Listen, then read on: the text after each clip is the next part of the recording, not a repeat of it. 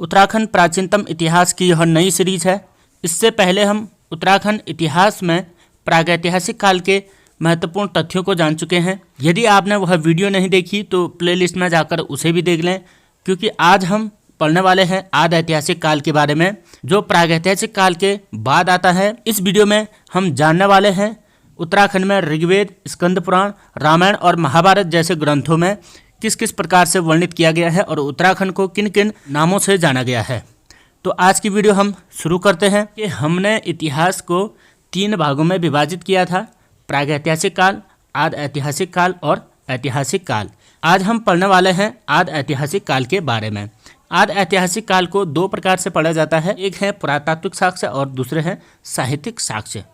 और पुरातात्विक साक्ष्य के अंदर कपमार्क्स, ताम्र निखात संस्कृति, महापाषाणीय समाधान और मृदभान जैसे महत्वपूर्ण वस्तुओं से हमें जानकारी प्राप्त होती है कि आदि ऐतिहासिक कालीन में मानव सभ्यता किस प्रकार से फल फूल रही थी।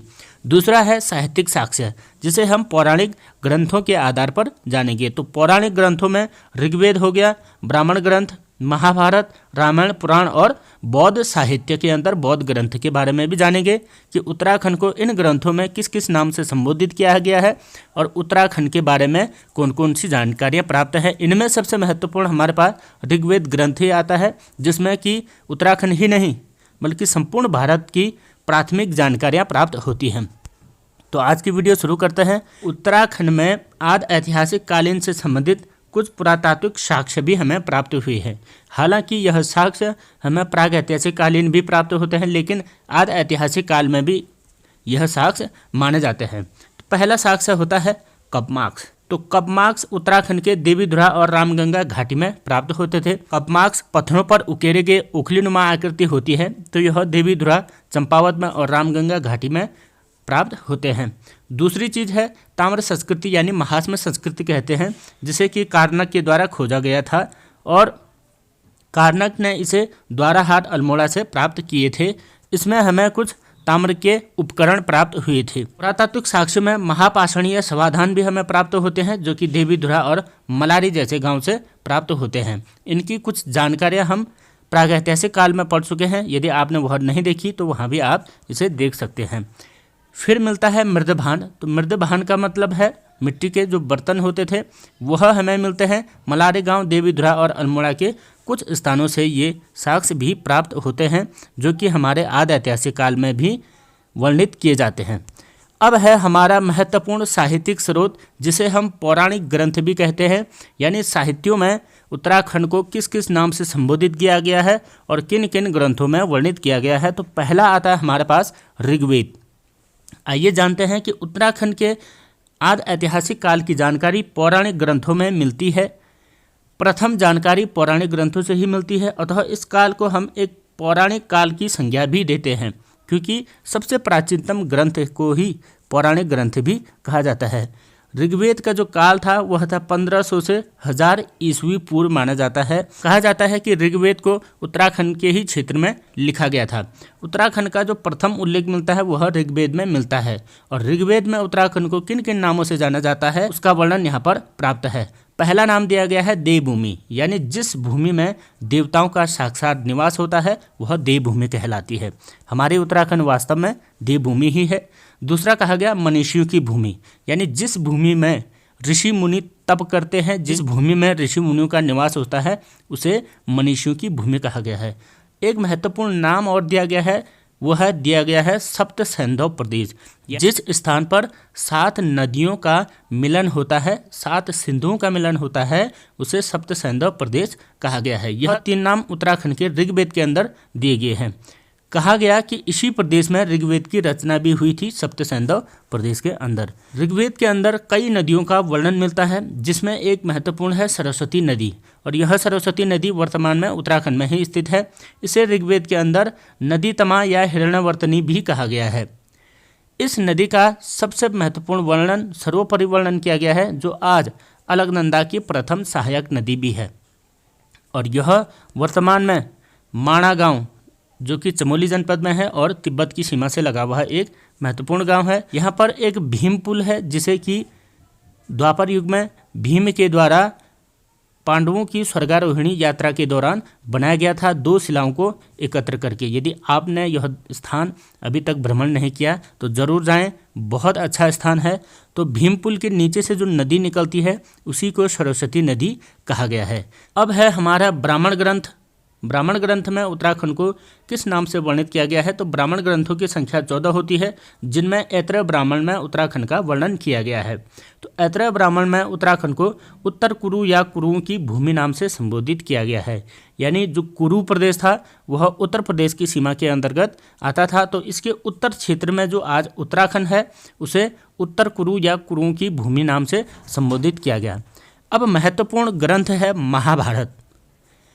महर्षि वेद व्यास के द्वारा रचित महाभारत। कहते हैं कि महर्षि वेद व्यास ने महाभारत की रचना माणा गांव में ही व्यास गुफा के अंदर की थी। महाभारत की रचना उत्तराखंड चमोली के माणा गांव में हुई थी। वहां पर वेद व्यास गुफा और गणेश गुफा भी है। तो गणेश जी ने वेद व्यास को महाभारत की कहानी सुनाई थी और वेद व्यास जी ने महाभारत को लिपिबद्ध किया था। महाभारत में कुल 18 पर्व होते हैं और 18 पर्व में महाभारत के अंदर सभा पर्व में उत्तराखंड को हिमवंत और उत्तर कुरु प्रदेश के नाम से जाना गया है। जबकि वन पर्व के अंदर गंगा द्वार हरिद्वार का वर्णन किया गया है। यानी पांडवों ने गंगा द्वार से बद्रिकाश्रम की यात्रा की थी, जो कि वर्तमान चमोली बद्रीनाथ स्थित है। तो उत्तराखंड को गंगा द्वार हरिद्वार के नाम से संबोधित किया गया। महाभारत के अंदर इसके अलावा भी कुछ महत्वपूर्ण जानकारियाँ और हैं। तो महाभारत में गंगा को त्रिपथका नाम से जाना गया है। जबकि महाभारत काल में उत्तराखंड में निवासित कुछ जनजातियां थीं, जिनमें कुलिंद या पुलिंद और एक किरात जनजाति भी यहाँ पर थी। कहते हैं कि इस किरात जनजाति ने महाभारत के युद्ध में कौरवों की ओर से भाग लिया था, जबकि पुलिंद जनजाति ने पांडवों की ओर से भाग लिया था। यहाँ पर जानते हैं हम कि राजा सुबाहु, जो कि श्रीनगर गढ़वाल के राजा थे, उस समय प्रथम पुलिंद राजा भी इन्हें कहा जाता है। राजा सुबाहु ने पांडवों की ओर से महाभारत के युद्ध में भाग लिया था। और उत्तरकाशी में नेटवाड़ से 12 किलोमीटर दूरी पर हरकीदून घाटी है, जिसमें एक गांव है शौर गांव, और शौर गांव में दुर्योधन का मंदिर भी है।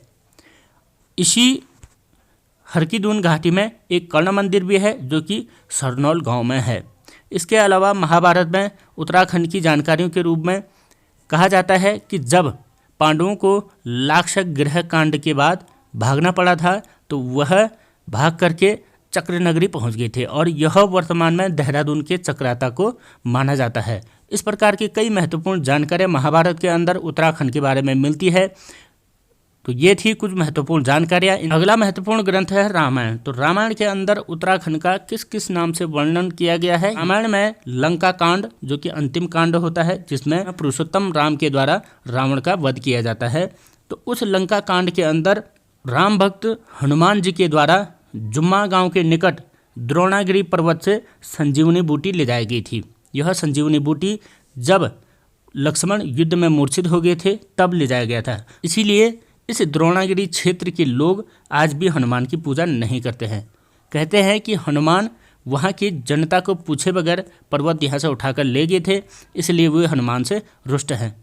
और यह जनपद चमोली में स्थित है। द्रोणागिरी की कुल लंबाई 7066 मीटर समुद्र तल से है। एक महत्वपूर्ण जानकारी और है महर्षि वशिष्ठ और माता अरुंधति की। कहते हैं कि जब राम का अयोध्या से वनवास हो गया था, तो महर्षि वशिष्ठ और अरुंधति अयोध्या से निकलकर टिहरी के वशिष्ठ पर्वत पर निवास करने पहुंच गए थे, और यहीं पर उन्होंने एक वशिष्ठ गुफा की भी खोज की, और इस वशिष्ठ गुफा में उन्होंने अपना निवास स्थान बना लिया। और उनके एक स्नान कुंड हुआ करता था, जिसे वशिष्ठ कुंड आज भी जानते हैं। तो यह कई बार प्रश्नों पर पूछा जाता है कि वशिष्ठ गुफा, वशिष्ठ कुंड और वशिष्ठ पर्वत कहाँ है? तो यह टिहरी गढ़वाल में पड़ता है, जहाँ पर कि महर्षि वशिष्ठ और उनकी पत्नी अरुंधति रही थी। और लंका कांड के पश्चात रावण के वध करने के बाद प्रभु श्री राम जी देवप्रयाग पहुंच गए थे, और देवप्रयाग पर उन्होंने ब्रह्म हत्या के पाप से निजात पाने के लिए तपस्या की थी। इसी देवप्रयाग में आज प्रभु श्री राम के नाम से रघुनाथ मंदिर भी स्थापित किया गया है। यहीं पर एक डांडा नागराज मंदिर भी है और चंद्रबदनी मंदिर भी स्थित है। देवप्रयाग क्षेत्र को कुछ अन्य उपनामों से जाना जाता है। जैसे सुदर्शन क्षेत्र या इंद्रप्रयाग के नाम से भी जाना जाता है। एक रोचक तथ्य यहाँ है कि यहाँ पर कौवे नहीं दिखाई देते हैं। कहते हैं कि देवप्रयाग नाम देव शर्मा नामक ब्राह्मण के नाम से पड़ा, क्योंकि इन्होंने यहाँ पर भगवान विष्णु की तपस्या की थी। तो उत्तराखंड के विभिन्न प्रयागों में विभिन्न देवताओं के द्वारा तपस्याएं की गई हैं। तो उत्तराखंड पंच प्रयागों में से देवप्रयाग महत्वपूर्ण प्रयाग है, जहाँ से आगे भागीरथी नदी को गंगा नाम से संबोधित किया जाता है। और भगवान श्री रामचंद्र के छोटे भाई लक्ष्मण ने भी उत्तराखंड में तपस्या की थी, और वह तपस्थल था उनका नंदन वन, यानी जिसे तपोवन भी कहते हैं। यह वर्तमान में उत्तरकाशी में स्थित है। यह थी रामायण ग्रंथ से संबंधित उत्तराखंड की कुछ महत्वपूर्ण जानकारियाँ। इसके अलावा कुछ अन्य ग्रंथों में भी उत्तराखंड का वर्णन किया गया है। तो उत्तराखंड का एक महत्वपूर्ण वर्णन मिलता है पुराणों में। तो पुराण कुल 18 होते हैं, और 18 पुराणों में से एक विस्तृत पुराण है जो कि स्कंद पुराण है। स्कंद पुराण में उत्तराखंड को 2 भागों में विभाजित किया गया है। एक किया गया है केदारखंड और दूसरा है मानसखंड। केदारखंड वर्तमान में गढ़वाल क्षेत्र है और मानसखंड वर्तमान में कुमाऊं क्षेत्र है। तो केदारखंड की जो सीमा बताएगी वह माया क्षेत्र हरिद्वार से लेकर के हिमालय तक बताएगी है, जबकि मानसखंड का जो क्षेत्र बताया गया है नंदा देवी पर्वत श्रेणी से लेकर के कालगिरी श्रेणी तक माना गया है। और नंदा देवी पर्वत चोटी को स्कंद पुराण में बौद्धांचल नाम से भी जाना जाता है। यह एक इम्पॉर्टेंट जानकारी है, हम इसे याद रखें। तो केदारखंड और मानसखंड वर्तमान में उत्तराखंड ही है, जो कि गढ़वाल और कुमाऊं क्षेत्र माना जाता है। स्कंद पुराण में ही हिमालय को 5 भागों में बांटा गया है, जिसमें कश्मीर हिमालय, जालंधर यानी पंजाब हिमालय, केदारखंड, गढ़वाल क्षेत्र, मानसखंड, कुमाऊं क्षेत्र और नेपाल हिमालय के रूप में भी विभाजित किया गया है। एक महत्वपूर्ण जानकारी और है कि बौद्ध ग्रंथ में उत्तराखंड को किस नाम से जाना जाता है। तो बौद्ध साहित्य के ग्रंथों में उत्तराखंड को हिमवंत नाम से जाना जाता है, जो कि पाली भाषा में वर्णित है। तो यह थी स्कंद पुराण और बौद्ध ग्रंथ से संबंधित कुछ महत्वपूर्ण जानकारियाँ, जिसमें हमें उत्तराखंड की जानकारी प्राप्त होती है। कुछ महत्वपूर्ण जानकारियाँ और हैं कि अन्य ग्रंथों और पुराणों में उत्तराखंड को किस नाम से वर्णित किया गया है। अन्य ग्रंथों और पुराणों में उत्तराखंड को खस देश के नाम से भी जाना जाता है और ब्रह्मपुर के नाम से भी जाना जाता है।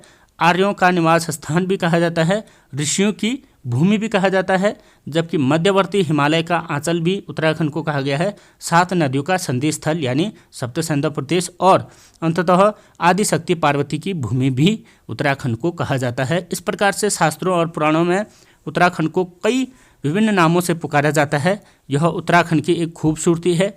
और उत्तराखंड एक देवभूमि है, और इस देवभूमि को कई देवताओं के नाम से संबोधित किया जाता है, क्योंकि यहाँ पर 32 कोटि देवताओं का निवास माना जाता है।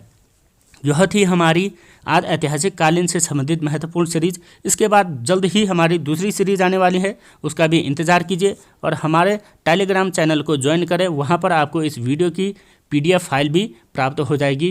तो यह वीडियो कंटिन्यू चल रही है। इसके पश्चात अगली आज ऐतिहासिक कालीन की सीरीज आने वाली है, जिसमें हम पढ़ने वाले हैं विदेशी यात्रियों तथा भारत के कुछ महान विद्वान रचनाकारों के द्वारा उत्तराखंड का किस किस प्रकार से वर्णन किया गया है। तो देखते रहिए, हमारे चैनल को सब्सक्राइब करें और शेयर करें अपने दोस्तों के साथ। धन्यवाद।